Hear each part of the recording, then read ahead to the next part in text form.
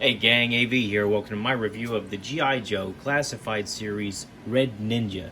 Here he is out of the box. As you can see, the box has a window, so you can see the figure and the vast majority of his accessories in the box when he was in there. There's some original artwork there on the right-hand side, which continues onto the right-hand side flap. On the top of the box, you've got a Cobra symbol as well as the number 8, because he's the 8th one in the series.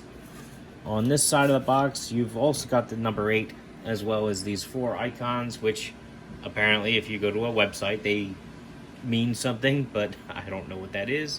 I'm not going to go to the website. I wish they had file cards on the box. On the back of the box, you've also got the typical poster-style shot of a lot of the G.I. Joe characters and vehicles.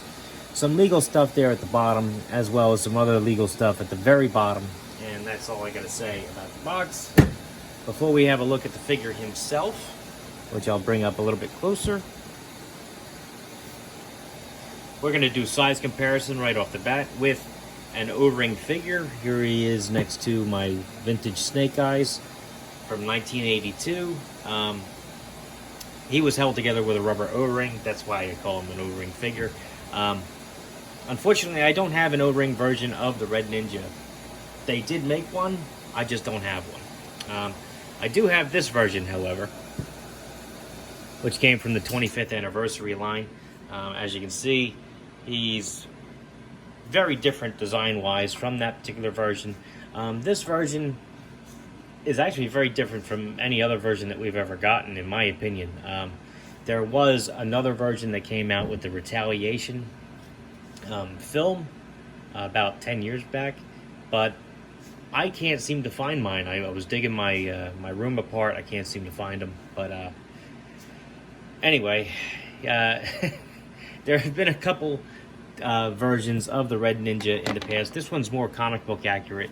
The movie version is slightly different in design, and this guy is just completely different in design. He looks more like a hand ninja from the Marvel Universe line than a red ninja from the G.I. Joe universe. And ironically enough, the hand ninja from the Marvel Legends line actually looks more like a red ninja from the G.I. Joe universe. So it kind of makes you wonder if they got the two designs confused, because they came out relatively close to one another. But anyhow, I doubt that actually happened, because this figure comes with all the same accessories that I believe the Storm Shadow, Amazon exclusive Storm Shadow version did.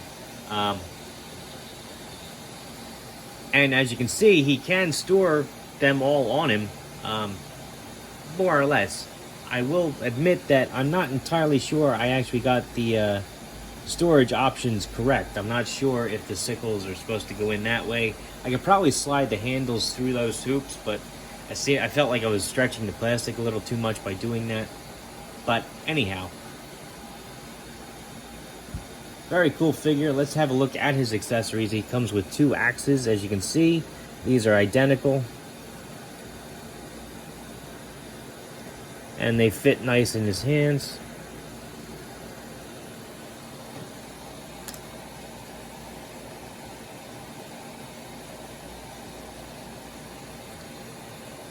Nicely sculpted handles on them, especially nice textured grooves, and a very aggressive design. He's got this rather long sword, 2-handed sword, that fits in his belt. It would have been nice to see some painted details on these, but unfortunately we didn't get it. And this, of course, fits nicely in his hand too. As you can see, he's got 2 identical sai.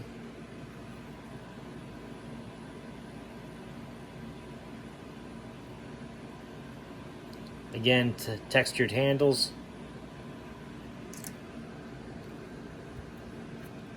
And these fit nicely in his hands as well.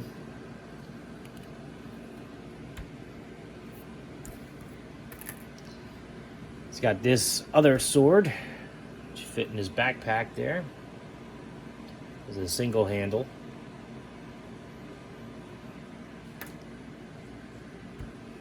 He's got these two sickles here, which again, not sure I have them stowed properly. Again, I could probably squeeze them in handle first that way, but I felt like I was stretching the plastic a little too much by doing that. These are identical as well.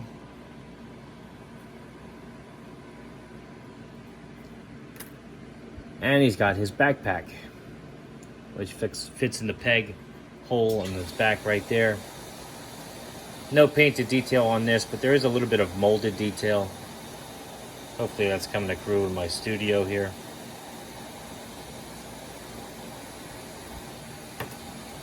Now let's look at the figure himself, detail-wise. Very different design, as I mentioned earlier, than what I'm used to with a Red Ninja.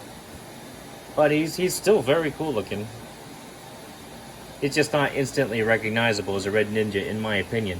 For that matter, I don't even see any Cobra emblems on him anywhere.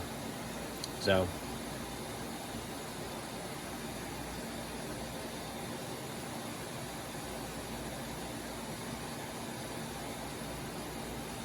alright, so for articulation, his head is on a ball joint, so it does a full 360.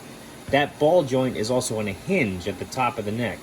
So that enables him to look up quite a ways and look down quite a ways if it wasn't for his collar. He also has a ball joint at the base of the neck, which enables for even more range of motion for the entire neck itself. His arms would do a full 360, but they are hindered by his shoulder guards here. But they can go forward and back, as you can see. They can go up about that high, which is standard.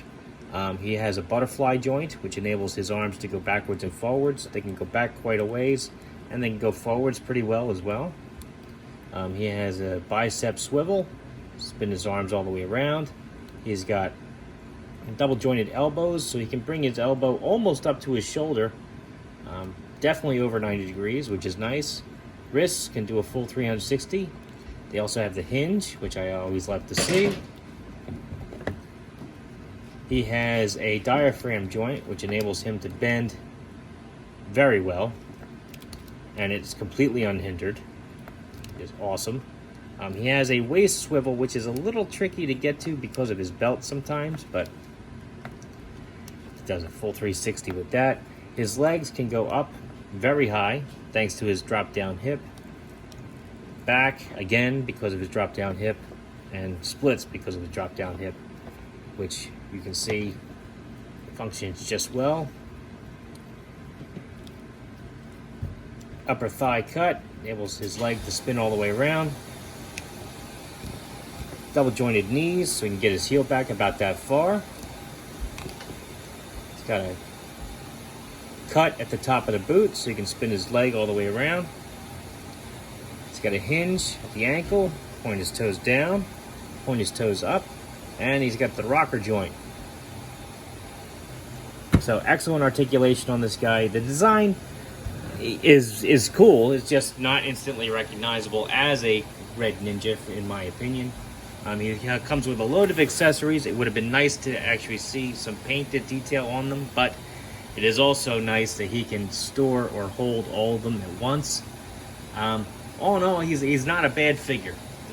He's not the best I've seen, but he's not bad. I like the fact that we get an unobstructed diaphragm joint with this guy, but his shoulder articulation is a little hindered because of those shoulder pads. Again, very cool figure.